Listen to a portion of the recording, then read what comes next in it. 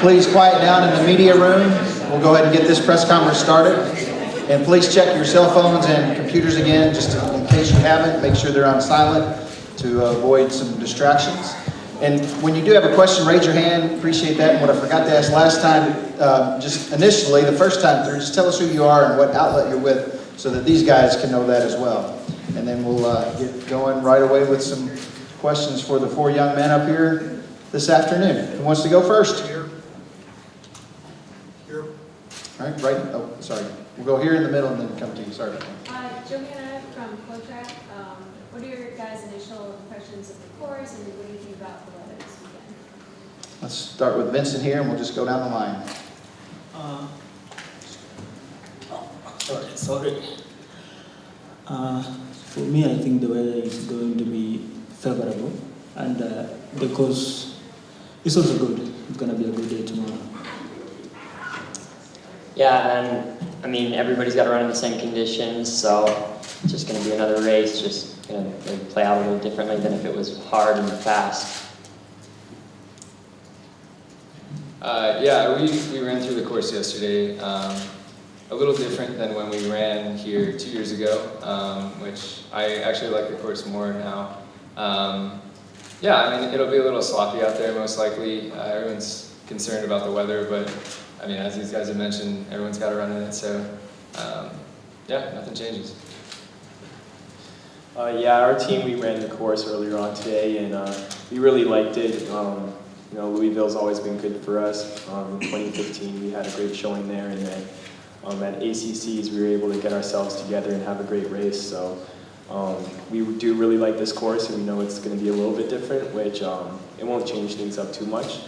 And weather-wise, I guess we had regionals in Buffalo last week, and it was like 25 degrees, and the ground was like absolutely soaked. So it's not going to be worse than that. So we're looking forward to it. Thanks, guys. All right, down to the right side in the back. Don Capriva, Track and Field News. For Grant and Justin, you guys have raced each other enough in this meet, and most recently, of course, at Wisconsin. Evaluate each other. Justin, you can go first since you're the older one.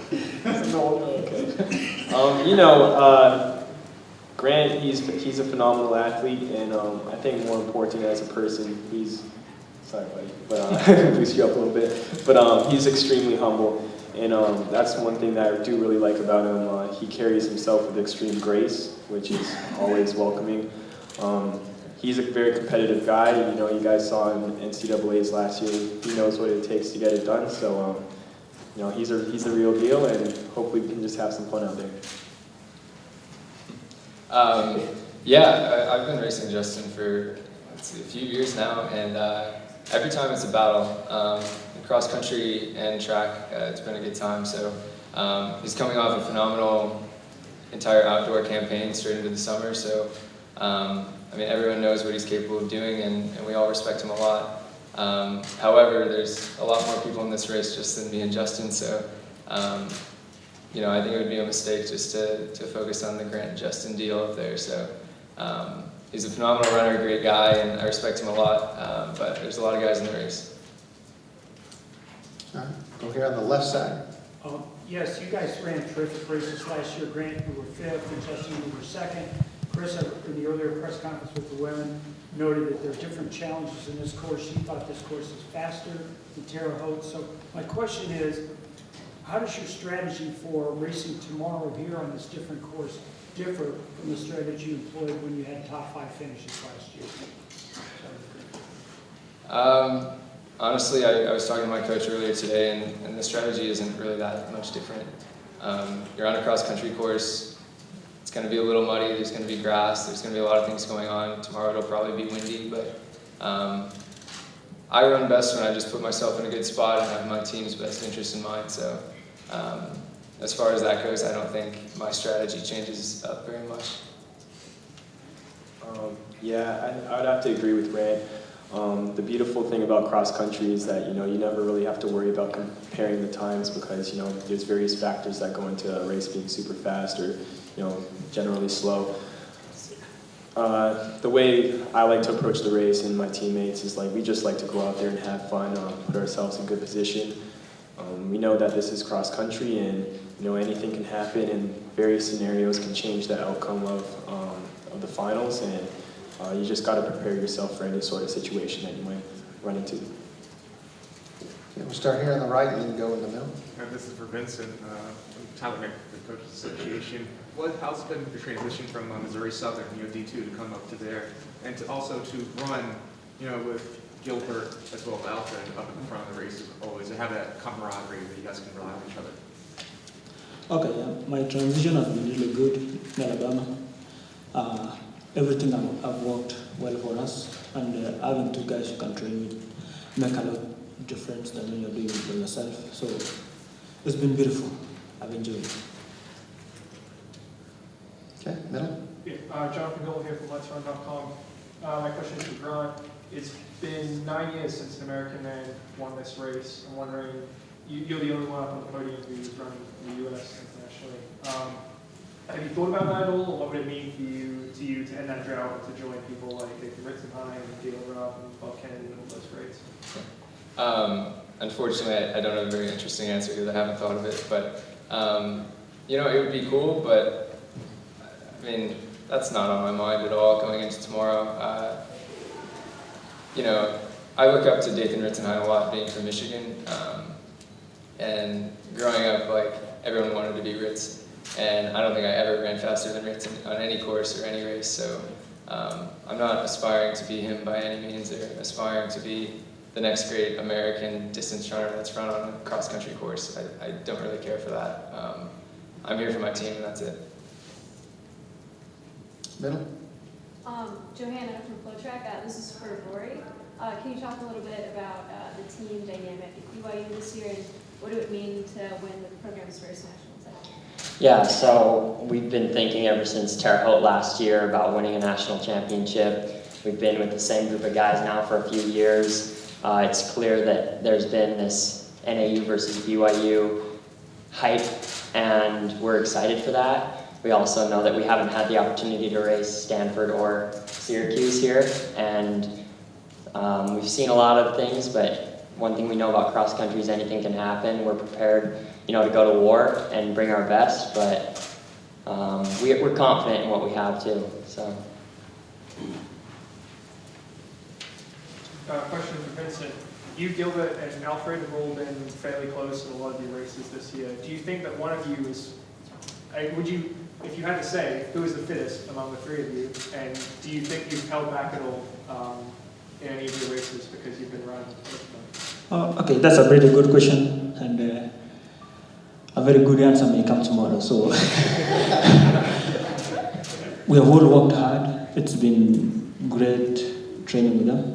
They have pushed me. I have had bad days, and they have done it.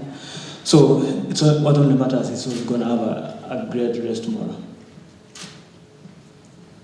David Monty from Race Results Report. Justin, because your season was so long last year, what did you do in particular to give yourself some recovery time and allow yourself to ramp up more naturally, knowing that you would be in this competition in November? As you know, Coach Fox and I, we made plans to run the World Championships in the summer. And, before we decided that we were going to do that, we talked about the possibilities and, how it is going to be a long season. And the way I approached it was I took the rest of August off right after World Championships. And then I went to school and I was still on break and just, really took things really easily. The one thing about myself is that I came into Syracuse running low mileage, and I've been pretty successful with that. So it wasn't weird for me to start off with 30-minute runs or getting up to 35 miles a week. It just felt like I was in freshman year all over again. And the one thing that Coach kind of stressed is to be patient about things. He's always had faith in my ability to bounce back and come back to Syracuse to be really fit. And that's part of growing up, and I knew that was going to be the case, and I think we executed that plan very successfully. So as a follow-on, how would you evaluate your shape?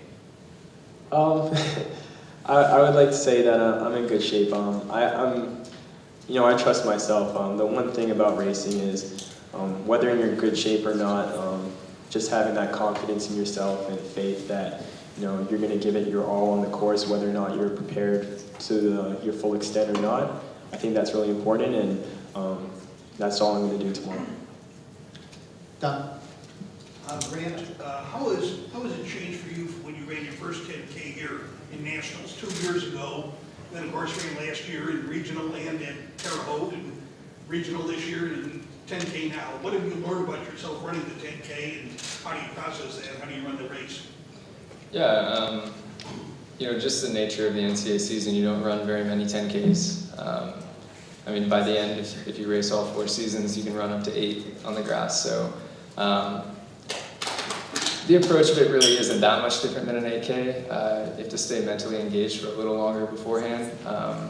But I mean, more importantly, you have to stay relaxed for even longer beforehand. So my first time, I was in the pack, so I was constantly thinking and trying to figure out where I was going. So not my best example of staying relaxed, but I think I'm in a much better position now to relax through the race when I can and be ready to go at the end. So the experience has helped a lot, but at the end of the day, it's really not that much different from 8K. Down on the left side. Doug Binder from Geistat. Rory, BYU's never won the NCAA cross country title before. A lot of Utah guys on this team. What would it mean to break through and bring the first one back to Provo? Well, our whole team's behind us. It would mean a lot. We have about 10 guys that flew out on their own dollar to come support us. So we have a lot of alumni that are very excited for us.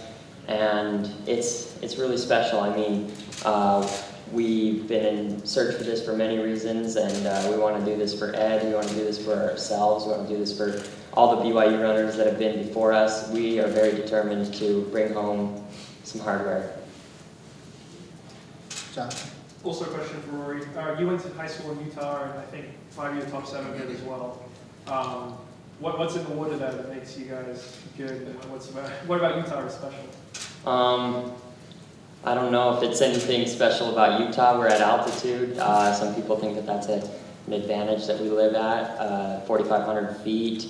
But really, the guys that are all from Utah right now that are racing against each other, I raced those guys in high school. They were my rivals. They were the guys that I was trying to beat back then, and now we're all, best friends, and we're working together towards a common goal. And when we all signed to BYU, there's a few people from my class that we decided that, we were going to bring home a championship while we were at BYU, and here we are, 4 years later, with that being a realistic expectation we put on ourselves. So you talked about that back in 2014? Yes. Before we committed to BYU, we were like, let's bring home a title.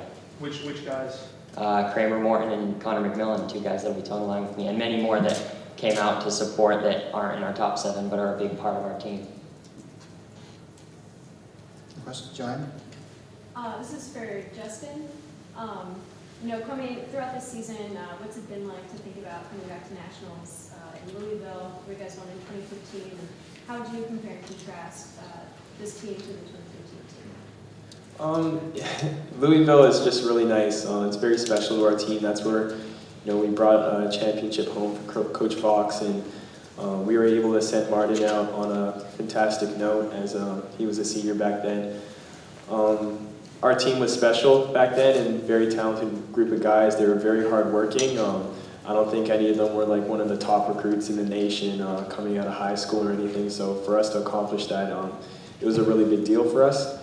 And comparing our team now, I think I have so much faith in these guys, and I tell them every day, I'm really honest. I'll let guys know if they let me down or if I'm proud of them. But I tell them every day that I have a lot of faith in you guys, and you guys are very talented. And when you go out there, just know that you can run with the nation. You can be a force to be reckoned with. And in that aspect, I think our team is very, very talented, and you can compare it to our team back in 2015. I just think if they can just bring the confidence, we'll see what happens. John?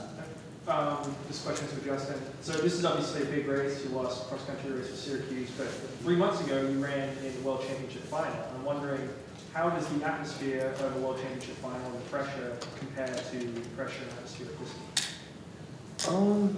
I definitely think for World Championships, actually for this cross-country race, I think I'd done a lot of growing up, and being at my 4th time, I'm not as nervous as I was walking in my freshman year and my sophomore year. Going to World Championships, no one really knew my name. I was kind of just like an added person in the race, and I don't think anybody had any real expectations from me. So I went into the semifinal, just having a ball, smiling, soaking up the atmosphere over there. And when I made it to the final, I was like, wow, this is really cool. But nobody still knows who you are. Maybe it was a fluke that you got in. And I just had a lot of fun out there, and I think bringing that mentality back to collegiate running is, I respect these guys a lot. These guys are some very talented runners, but at the end of the day, you can't, sit here and worry about what the results are going to be, because you're only going to have to deal with that on the day, and you can't be nervous for, a whole week just thinking about it.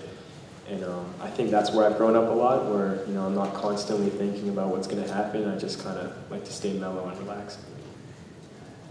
Over here on the right side. It's Chris Hockley, Missouri track fanatic. And Vincent, what's the biggest difference between being now at the Division I level at Alabama and the previous 2 years at dominating at the Division II level at Missouri Southern? Is that just more guys pushing your practice every day? Is that just level of competition of races, or is that just increased pressure and more eyes on you at the national championships like now? What's the biggest difference?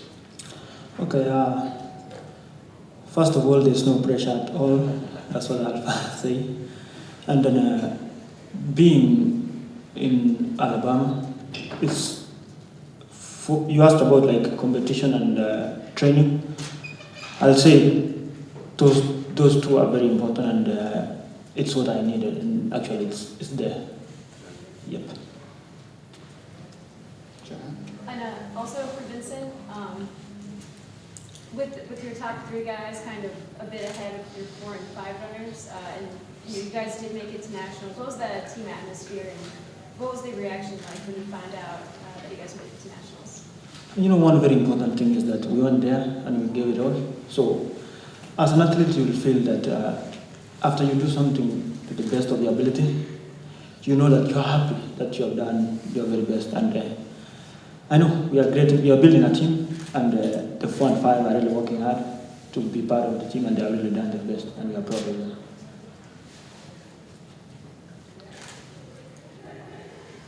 More questions? We've got about time for 3 or 4 more. Anybody has any? Go down on the left side. Chris Lossbaum, Michigan Weekly. Rory, your 10,000 last year at NCAA was a turning point for you.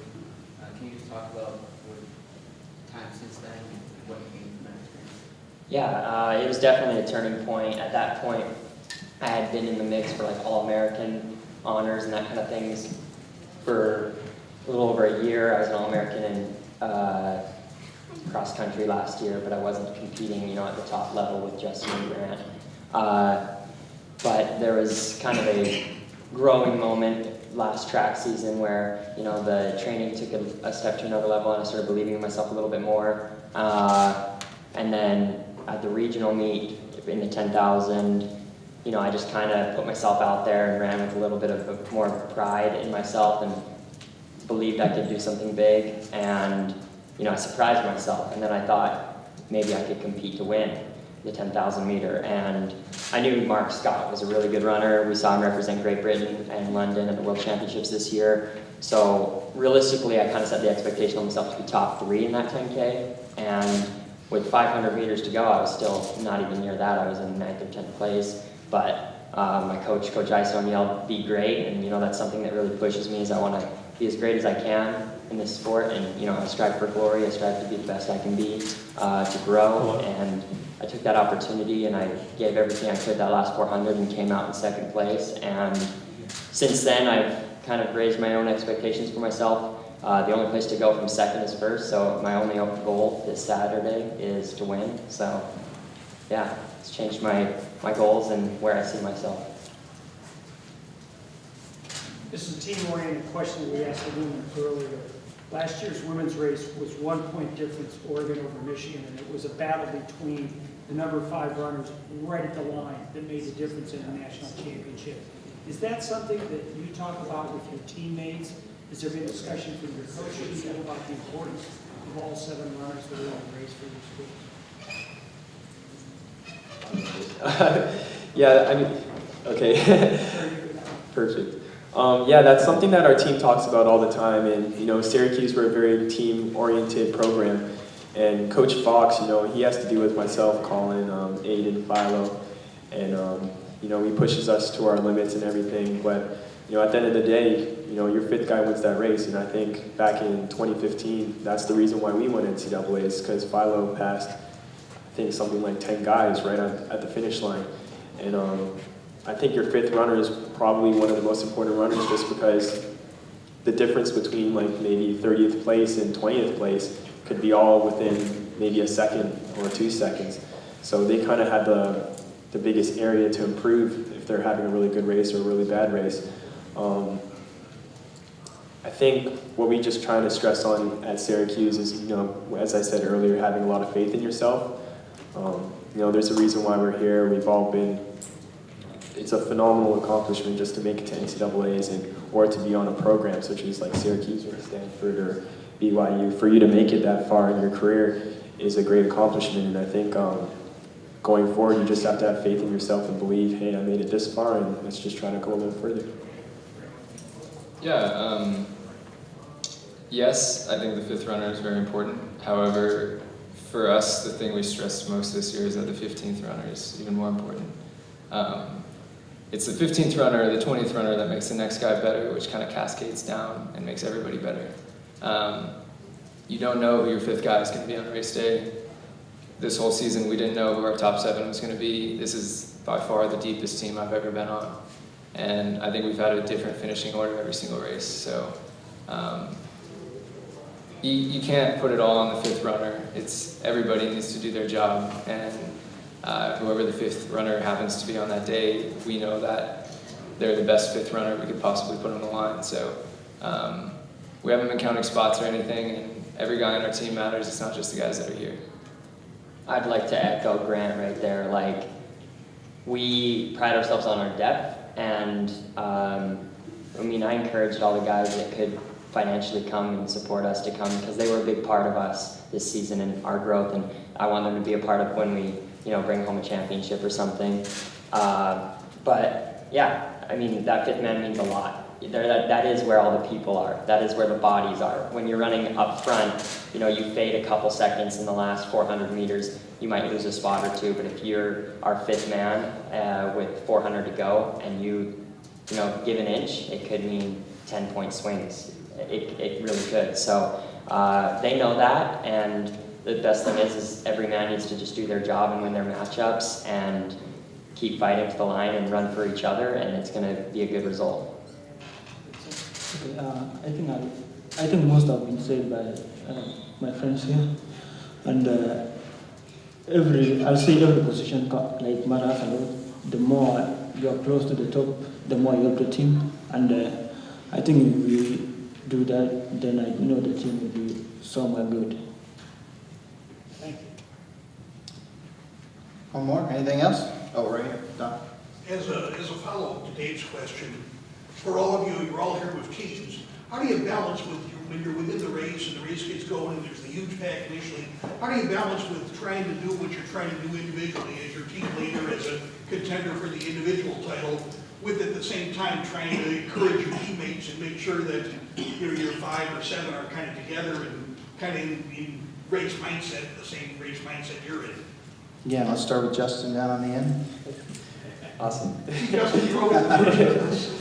I think, you know, everything that we do, we talk about it before the race even starts, and I think, you know, it's understood on our team that if everybody does their job, then, you know, we can be successful, and that's how we race moving forward. We're very aware of where we should be. You know, me racing as an individual is also me racing for my team. Me trying to be my best as an individual is going to help our team be the best that we can be. And I think every one of our runners goes into the race thinking that and trying to do the best that they can do possible just to make sure that we have a solid team outcome. For me, there isn't a balance. It's all team goals, because, you know, when you execute your team goals, your individual goals just kind of happen to pan out. So